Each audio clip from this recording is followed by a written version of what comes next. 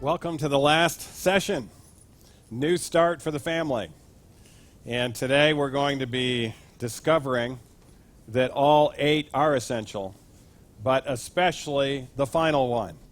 The T stands for what? Trust in God.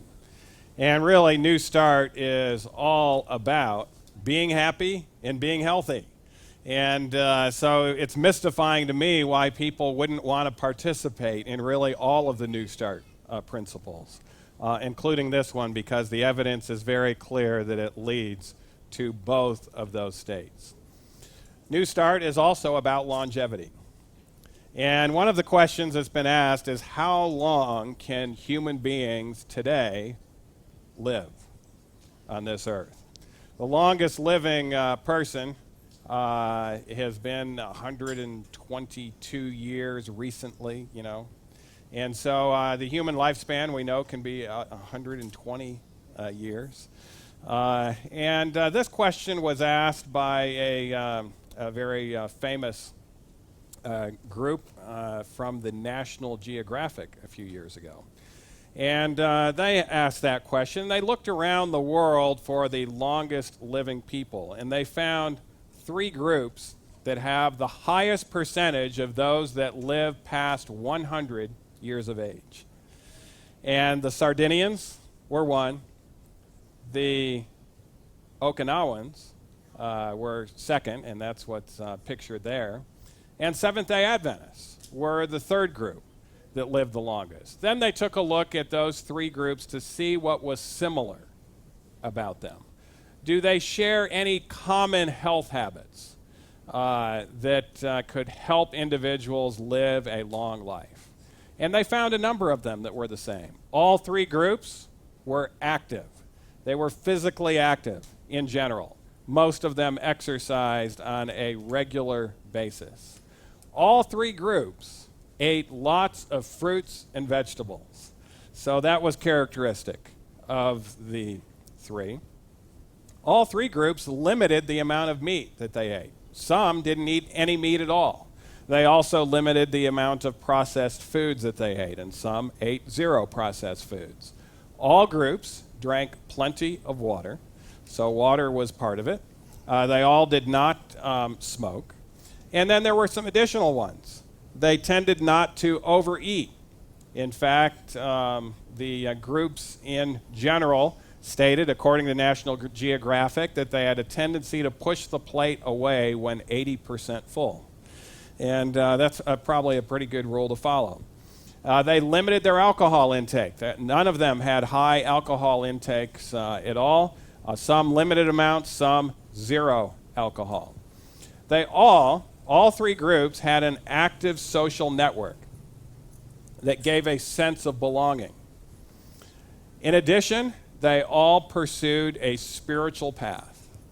And so spirituality was there among all 3 groups. And then finally, the 10th factor, all 3 groups had a sense of purpose in life. So there was some meaning and purpose that was there. Now, one researcher, actually it was the researcher that did the study, but then a few others were asking about, was there, which group out of those 3 actually did the best as far as longevity is concerned. And they found out there was only one of those 3 groups that not only had the highest longevity, but their longevity is continuing to improve. The other 2 groups, their longevity has been high, but over the course of time, it's actually going down a little bit, meaning that their healthy lifestyle practices are starting to merge away a little bit and not to continue and go forward. Which group had the highest longevity and continued to improve it? It was the Seventh-day Adventist group. And it's now known as the longest living group of people in the world as a result. And the question is, what other attributes may be contributing to this advantage? Well, there are higher rates of vegetarians in that group than in the other groups, so that certainly would have an advantage. No tobacco, no alcohol. They were part of the group that was really Most of them, vast majority of them, zero alcohol. But they also discourage caffeine usage and other addictions as well. They believe in salvation by faith. There's evidence that faith is very much a health-giving component. And Seventh-day Adventists do believe in salvation by faith.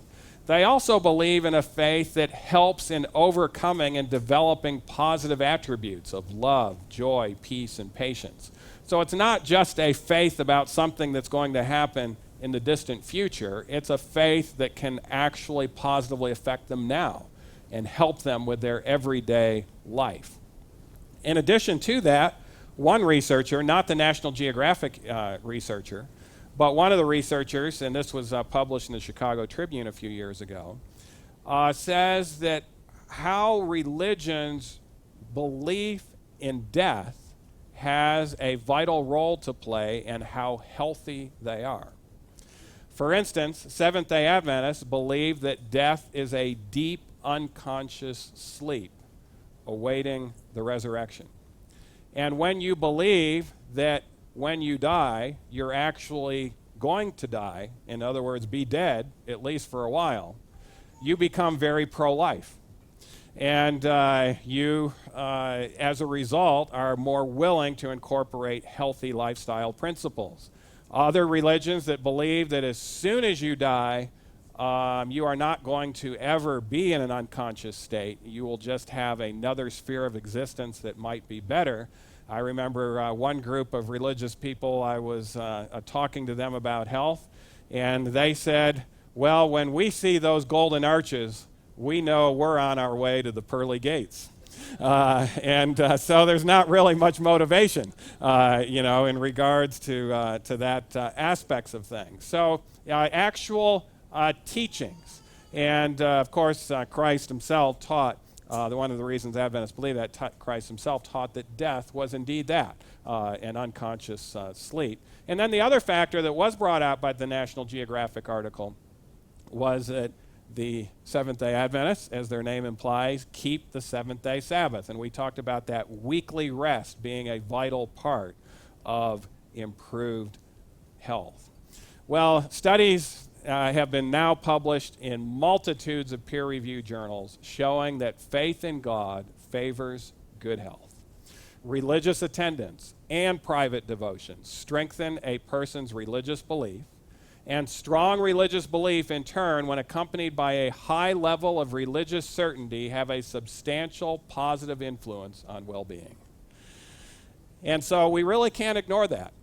We can't ignore the T part of NEWSTART as much as some might want to ignore it.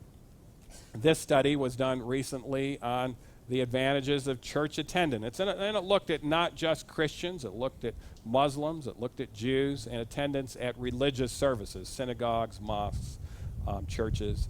And it found that there was mounting evidence that people who regularly attend religious services are healthier than those who don't. And at the study's outset, 65% of the female participants and 51% of the male participants reported attending religious services regularly. They were then compared, these were both healthy groups, with healthy individuals who didn't, and they looked at their lung function. The study was 4.6 years, and this was the pulmonary expiratory flow rate.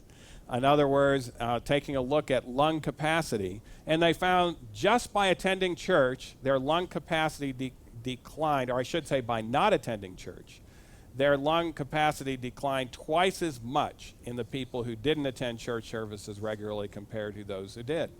So in other words, your lung function, which tends to decrease about 1% per year per individual, their lung function actually was aging at only half the rate of those who did not attend church. And of course, many people are asking the question, what can church do for you? Well, there's several things. There's a social support. There's others that go to church. And it is a social support network. It aids in achieving your God-given purpose or plan for your life. And I think that's very important. Those who do live a long time believe in a faith in God where God has a plan for their life. It promotes the healthy lifestyle God desires you to live. And really, any church that doesn't support health at all, it makes you wonder if it's really a positive church experience because in general, health and religion do go together. It improves coping skills through prayer meetings and small group studies. It's a very meaningful way to connect with friends. And it also helps you feel part of a grand purpose even above your individual endeavors. And so these things have all been demonstrated in the medical literature when you look at these studies as certain aspects of what church can do for you and why it can be healthy. But I think it goes beyond that. And that is when you have an act of faith and you know that God has a plan for your life and you believe He's influencing you now and you take part in that, it can actually help you in the process of making and staying with positive lifestyle choices. In other words, it can even help you in overcoming addictive habits that are almost impossible to overcome. I know, of course, many know me for my work in depression recovery, and we know that addictions sometimes are very much related to depression. Probably half of the people that come to our depression recovery programs that are treatment resistant have some sort of addiction that is impairing them significantly. And I know when I was spending time with a number of psychiatrists, including secular agnostic psychiatrists, I was spending some time with one learning some mind principles. And there was a man that came to him that had a terrible addiction and did not know how to get rid of it, and he had tried everything. And he says, "Doctor, is there any new pill? Is there a new pill? There's got to be something. I want to get rid of this in the worst way. Is there any way that you can give me anything that's going to help me?" And he said, "Sir, there isn't anything I can give you to help you overcome this addiction." And he says, "I'll be honest with you," he says, "I'm not a believer in God.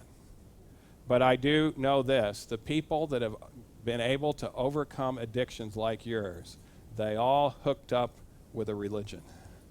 And he said, "I would recommend that you hook up with those spiritual people. I don't know what they do, but I do know that if you're going to overcome it, that's the way it's going to happen." And that's why we need to recognize that, first of all, we first need to recognize that our habit is destructive to want to overcome. He recognized it was destructive. We then need to choose to overcome, and that's an important aspect. But in order to overcome, when it's a painful, hard addiction, you need to rely on spiritual resources. And that's why even the 12-step program, the success it has, is really related to this phrase, let go and let God. Meaning that we can, in our own power, in the grip of addiction, be able to overcome. We have to rely on a power outside of us for this to occur. There was a study that was done by Dr. DeRose and others at the Lifestyle Center of America showing that when it comes to addictions, we actually do better by giving up all the addictions at the same time. For instance, those who give up caffeine and tobacco, they're 5 times less likely to go back to smoking than those who just give up tobacco alone. And so many addiction centers are learning that the process is let's get clean all at once and let's just not trade one addiction for another or have an addiction on board that's going to lead us into another step. Let's get rid of all those addictions at the same time. And of course, that also requires spiritual resources. There are 4 stages of change. We've mentioned them once briefly in a previous session. The first stage is unconsciously incompetent. That's when you are living in an unhealthy way, but you don't recognize it. In other words, at times you might even be happy. But you know, ignorance is bliss, but it's only blissful for so long. Eventually, the effects of the ignorance start catching up with you, and you start having your life change in very adverse ways. So you need to move further. You have to then become consciously incompetent. What moves you from unconscious incompetence to conscious incompetence? It's knowledge, good and accurate knowledge, or we might call it truth. When you recognize something is true and your life isn't lining up, you are now consciously incompetent. And that's what can happen as a result of coming to a New Start series such as this. But we hope you don't stay there. We hope you go into stage 3, which is the change way. That is where you become consciously competent. And if you stay in stage 3 long enough, you eventually go into stage 4, where it's no longer a struggle, it's no longer conscious, you're unconsciously competent. And that, of course, is a stage of great joy. I've met a lot of people that go back and forth between stage 2 and 3, however, and never really get to stage 4. There are 2 barriers to reaching the final stage of change. One of those barriers is mentioned in the Bible, and if we overcome this part, we'll be able to eventually go to stage 4 instead of staying in stage 3 and going back to stage 2. Paul said, "Make no provision for the flesh to fulfill its lusts." Now, I can best illustrate this by Johnny. Johnny was going out to school, and his mother said, "Johnny, I want you to come straight home from school today. I don't want you to go swimming after school." So Johnny gathers up his stuff, goes out to school. He comes home late, and his hair is all wet. And his mother says, "Johnny, I told you not to go swimming after school today. What happened?" He says, "Mom, I was tempted." She says, "If I told you not to go swimming after school today, why did you still go and take your bathing suit with you as you left?" And he says, "Because I thought I might be tempted." And many individuals, when they're going through this process of change, they actually make provision. That's what we call making provision. And thus they continue to struggle and think that they're never going to be able to overcome that struggle. The second aspect is the Bible that says, "He who endures to the end will be saved." No matter what the addiction is, if we stay in stage 3 long enough, we'll eventually get to stage 4, where it's no longer a struggle, it's no longer a constant battle, and we're benefiting from it. Now, if we happen to go back into stage 2, it doesn't mean we have to give up. One of my favorite authors says, "If you have made mistakes, you certainly gain a victory if you see these mistakes and regard them as what? Beacons of warning. Thus you can turn defeat into victory." In other words, instead of throwing in the towel and saying, "I can't do this," analyze what went wrong. Analyze what steps you went through that you crossed, and then put those up as beacons of warning, and you'll be far less likely to go that way again, so you can go back into stage 3 and stay there.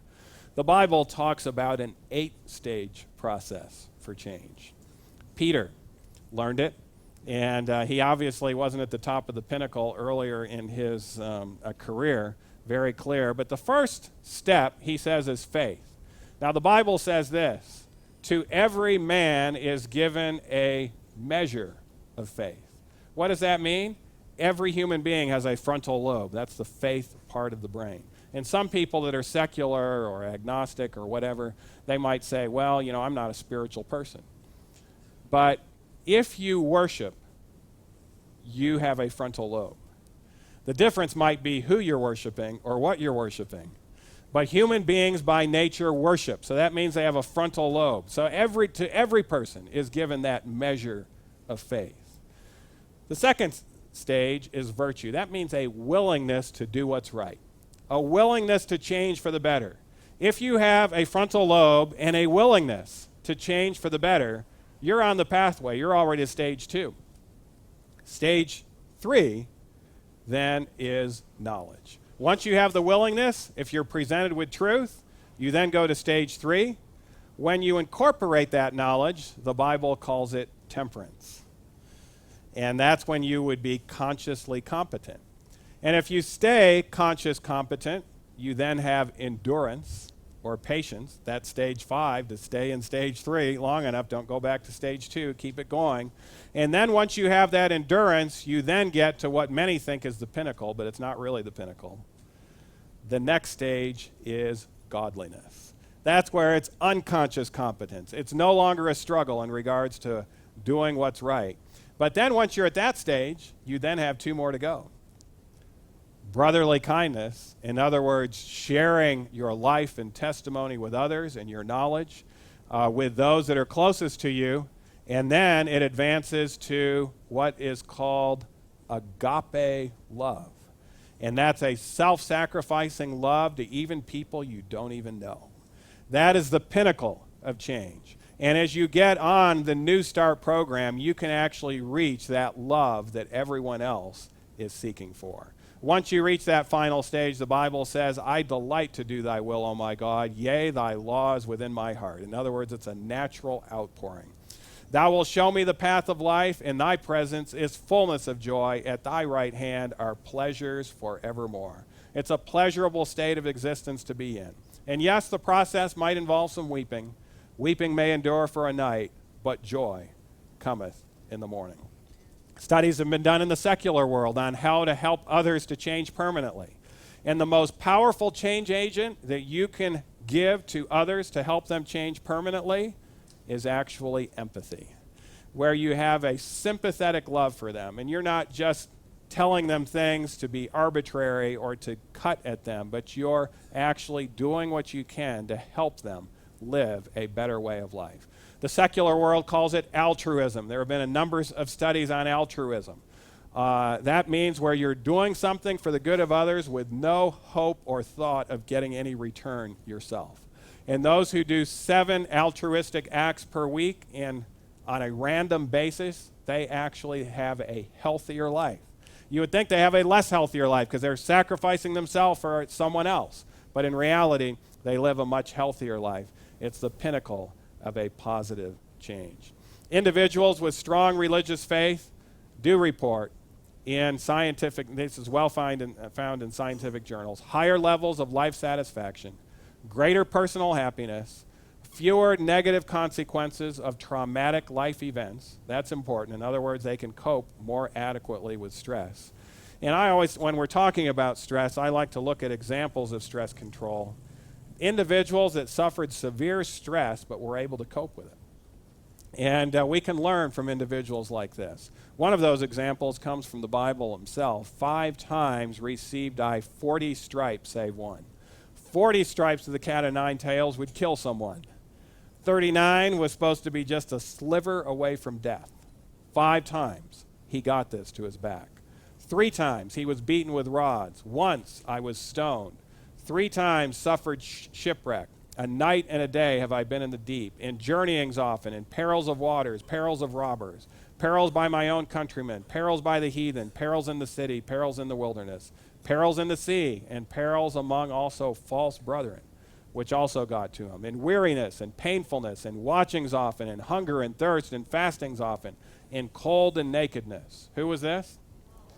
The Apostle Paul. And you know, when I have people coming in front of me telling me about all the stress they're under, and I compare them with this statement, I realize that the average person growing up in the world today is as soft as butter. Very few of them have suffered even maybe 2 or 3 of these things, much less all of those things. And so we do have problems with stress coping mechanisms. How was Paul able to do this? Here's what he said. We are troubled on every side, yet what? Not distressed.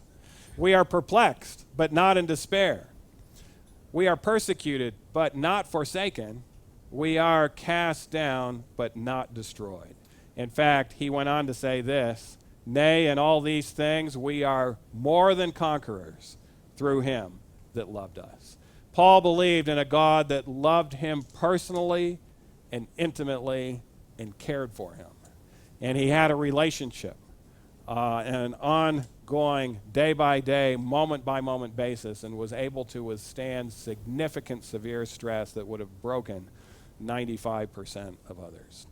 Well, before I close this aspect of the New Start program, we still have the one spiritual aspect to follow by Mark Finley. I'm reminded over many years ago now it's been since the World Trade Center attack occurred. And of course, that was a tremendous stressful event.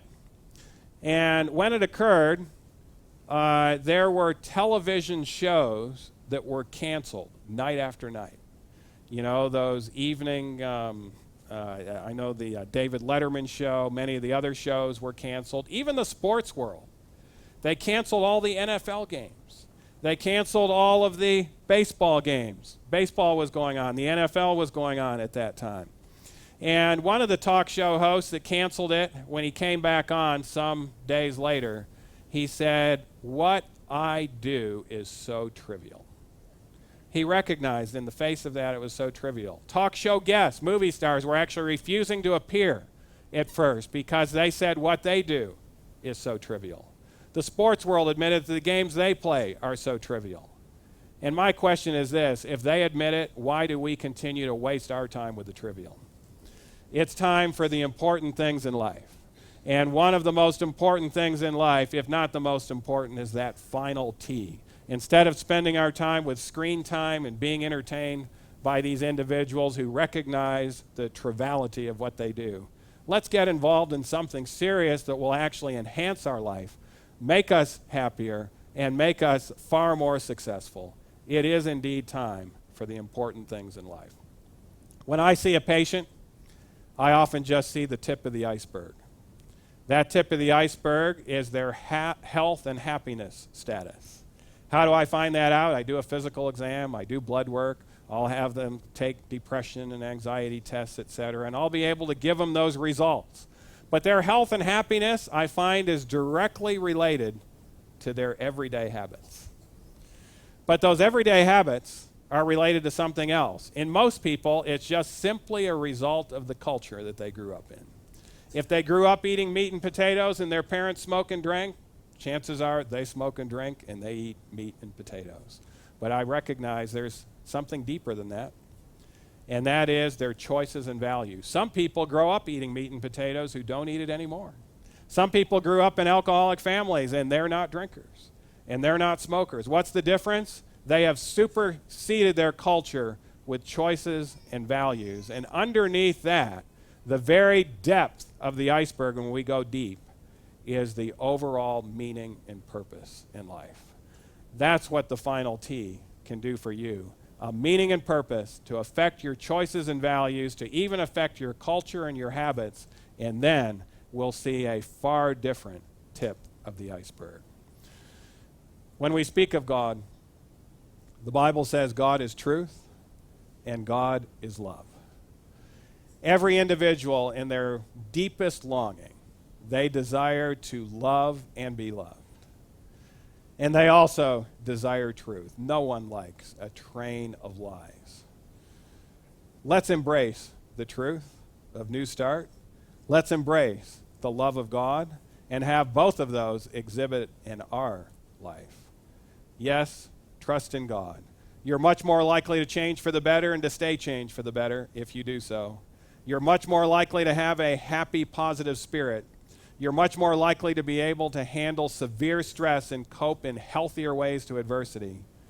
And finally, you're much more likely to help and foster a love of truth and an empathy for others. So my question to you, why not go for the whole thing? The whole New Start. Why not embrace the New Start lifestyle?